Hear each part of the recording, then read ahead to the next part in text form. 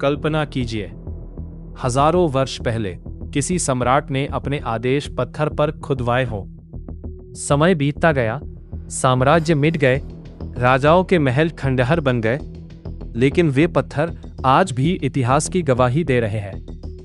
अगर आज हमें सम्राट अशोक, समुद्रगुप्त, खारवेल और अनेक प्राचीन राजाओं के बारे में प्रामाणिक जानकारी मिलती है, तो उसका सबसे बड़ा कारण है अभिलेख। ये केवल पत्थरों पर लिखे शब्द नहीं है, बल्कि अतीत की ऐसी आवाज है जो हजारों वर्षों बाद भी हमारे सामने सच को उसी रूप में प्रस्तुत करती है। तो आइए आज जानते हैं कि अभिलेख क्या होते हैं, इन्हें कैसे पढ़ा गया और क्यों इन्हें इतिहास का सबसे विश्वसनीय स्रोत माना जाता है। अभिलेख क्या है? अभिलेख वे लेख होते हैं जिन्हें किसी स्थायी वस्तु जैसे पत्थर, चट्टान, स्तंभ, ताम्रपत्र, गुफा की दीवार या मंदिर की दीवार पर उकेरा जाता था। प्राचीन काल में कागज का प्रचलन नहीं था, इसीलिए राजा और शासक अपने महत्वपूर्ण आदेश, धार्मिक संदेश, दानपत्र, विजय गाथाएं और प्रशासनिक घोषणाएं पत्थरों या धातु की पट्टिकाओं पर खुदवाते थे, ताकि वे लंबे समय तक सुरक्षित रहें। यही कारण है कि हजारों वर्षों बाद भी ये अभिलेख इतिहासकारों के लिए अमूल्य धरोहर बने हुए हैं। इतिहास में अभिलेखों का महत्व।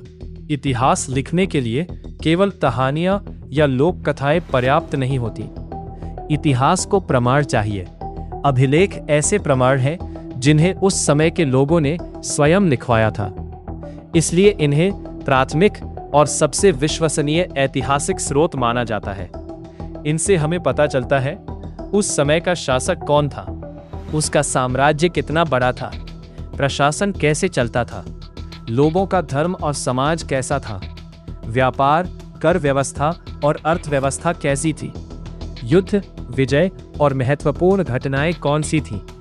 यानी एक छोटा सा अभिलेख भी इतिहास के कई रहस्यों से पर्दा उठा सकता है। अभिलेख क्यों बनाए जाते थे?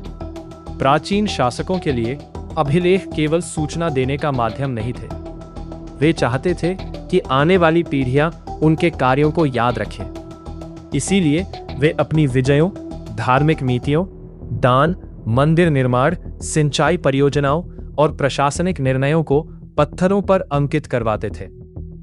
कुछ अभिलेख जनता के लिए बनाए जाते थे ताकि लोग राजाज्ञा का पालन करें, जबकि कुछ विशेष अवसरों की स्मृति में लिखे जाते थे। रहस्य की शुरुआत। लेकिन एक समय ऐसा भी आया जब इन अभिलेखों की भाषा और लिपि को कोई पढ़ नहीं पाता था। सदियों तक ये पत्थर लोगों के सामने खड़े रहे, लेकिन इनमें क्या लिखा है या किसी को पता नहीं था।